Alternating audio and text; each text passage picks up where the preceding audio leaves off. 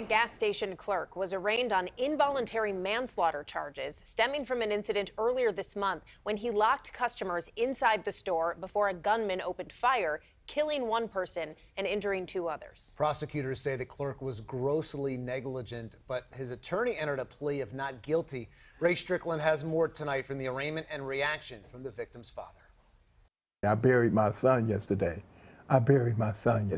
Gregory Kelly is very emotional. His son, who shares the same name as him, was killed inside of the West McNichols gas station after the gas station clerk locked 37-year-old Kelly and two others inside when a gunman opened fire.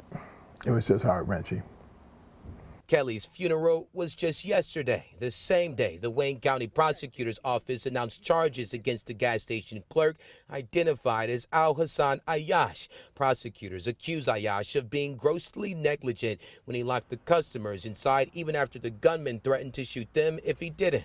3 innocent bystanders who over the course of almost 8 minutes in an increasingly hostile environment were begging and pleading and screaming to get out of there. Prosecutors admit Ayash did unlock the door, but only seconds before the shooting happened. Ayash's attorney argues he shouldn't be held criminally responsible for another person's actions. I've never seen this before, but their theory is to hold him responsible, criminally responsible for the intentional crime that's committed by somebody else who he does not know.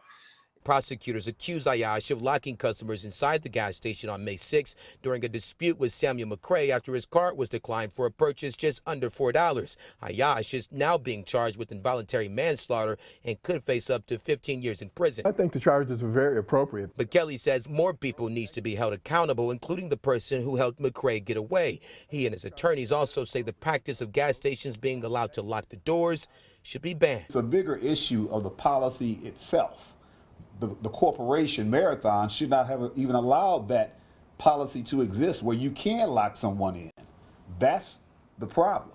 And the attorneys representing the victim's family say there are still a lot of unanswered questions as to why this business was able to operate without a license, while at the same time being a part of DPD's Green Light program. They also tell me they plan to file a lawsuit against the gas station and others within the next week.